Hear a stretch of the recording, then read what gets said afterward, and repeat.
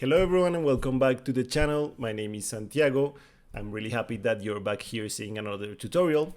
In the previous one, we were checking out a really cool software that allows you to manage different teams inside of a company, to assign different team members tasks inside of projects. This software is called Asana. If you haven't checked out the first part of the video or the first video, I really invite you to do so in the channel. In that video, we were checking out the basic functions of Asana, how to create a project, how to invite team members to the software, how to create different tasks inside of the projects, how to assign them, how to assign due dates to these tasks, and so on. And today we're going to be checking out some more advanced functions that Asana has to offer for you to really streamline the work inside of your company and just to make your life a bit easier when you're managing different teams and different team members inside of these teams. I'm going to be using the account that I created in the previous video.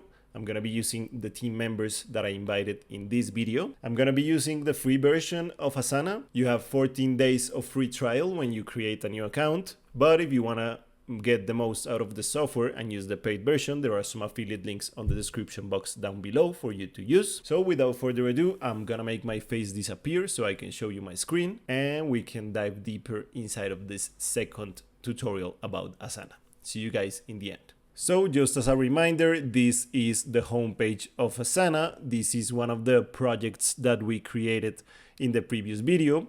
Here are the people or the collaborators that I invited on the previous video as well. These are the ones that I can create a project with and assign tasks to. On the previous video, we used a template to create a project, but on this video, we're gonna create a template for ourselves, and I'm gonna teach you how to use some of the other functions inside of Asana. Let's click right here on Create Project. Right now, I'm gonna click once again on Use a Template, and we are gonna click on this option that says Create Project Template. Let's name this template Template 1, just for simplicity's sake. We can specify the privacy of this template specifically. I'm gonna leave it in anyone can edit, and I'm gonna create the template right here. Right off the bat, you can specify if you wanna check out all of the information in a list kind of view or in a board, timeline, or calendar.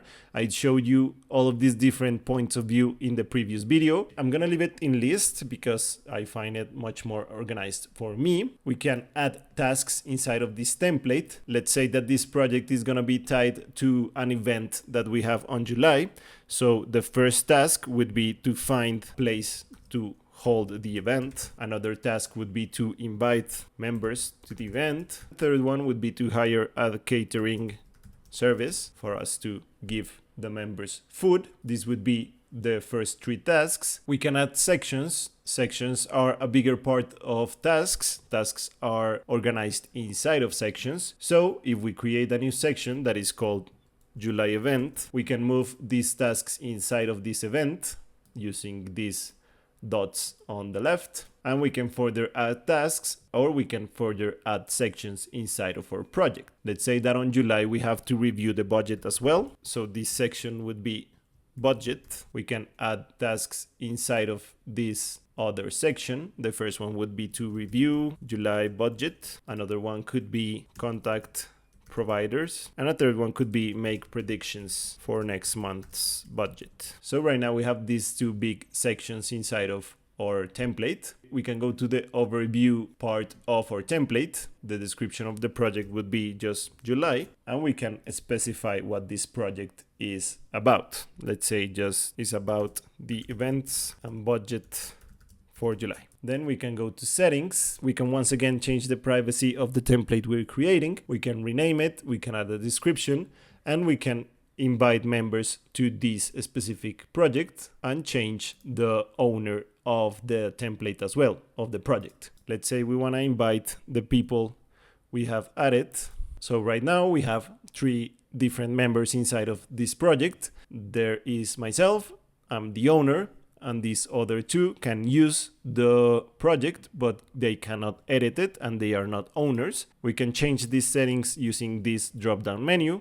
Let's say they can edit the project as well. And we could further add this project to a portfolio that, as I explained in the first video, portfolios are folders that have different projects inside of them. We have some other options on the bottom right here. For example, we could add project roles. We could add, for example, a project manager, a coordinator, or different roles inside of our projects. I'm gonna leave this blank as of now because we don't have that many members. And just as easy as that, we have a new template for us to work on. Now we're gonna be checking out a really cool tool that Asana has inside of its software. They are called triggers. Basically, a rule trigger in Asana is an event that activates a predefined rule. If we go to this option inside of a project that says customize, we can select this option that says rules. Then we click on add, and we have a bunch of different options right here. We have some recommended ones. You can use all of these templates if some of them are directed to what you want to do. For example, if you want something related to Microsoft Teams, let's say that when a task is assigned, send a channel message to someone. But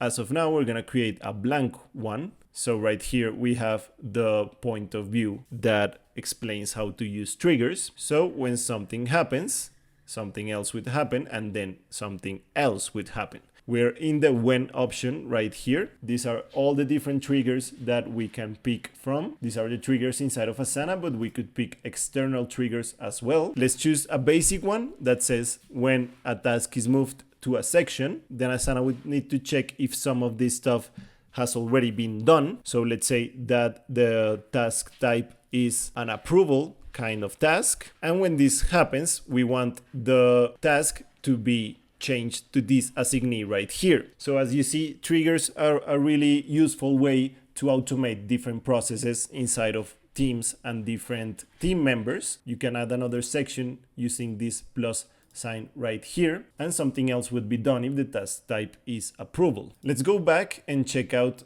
some of the templates that Asana has for us to work with. For example, this one, when a task is added to this project, add collaborators. So right now we have the first part already defined. So when a task is added to this project, we want collaborators to be added to this project, and we can specify which collaborators we want to add using this plus sign right here. And you can check them out on the right here inside of this project that we created, the template project. The last thing that I want to show you in this tutorial is how to create recurring tasks for to-dos that must be done on a routine fashion. For example, let's add a section right here at the bottom, something that needs to be done month by month on a company. This is something that needs to be done constantly because trends change over time. Let's add an assignee for this specific task. Right here we have the due date field. You can select a specific date, or you can click this option right here at the bottom that says set to repeat, and you can select specific days of the week and specific days on the calendar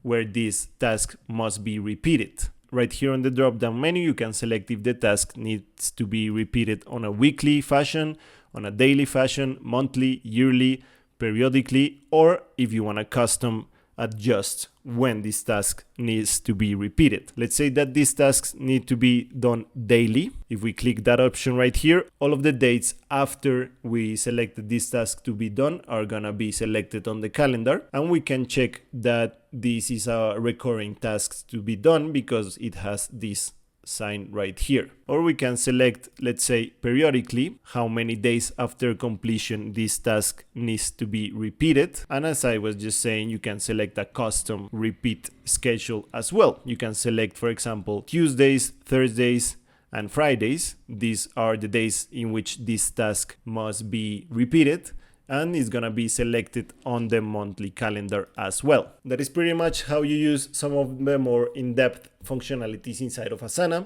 I find it really cool that you can automate different processes inside of the company's workflow. So the last part of the tutorial that I showed you is the one that I think most companies will use because some tasks inside of companies need to be done repeatedly. I really hope this tutorial was helpful for you guys. I want to read all of your comments down below to see if you have already used Asana or if you're planning on doing so. Once again, my name is Santiago. I'm really happy that you're here. If you haven't subscribed to the channel, I really invite you to do so, to check out all of the other tutorials that we have on the channel. Once again, there are some affiliate links on the description box down below for you to use the paid version of this software and all of the other softwares we have tutorials on. And without further ado, see you guys on the next tutorial. Bye bye.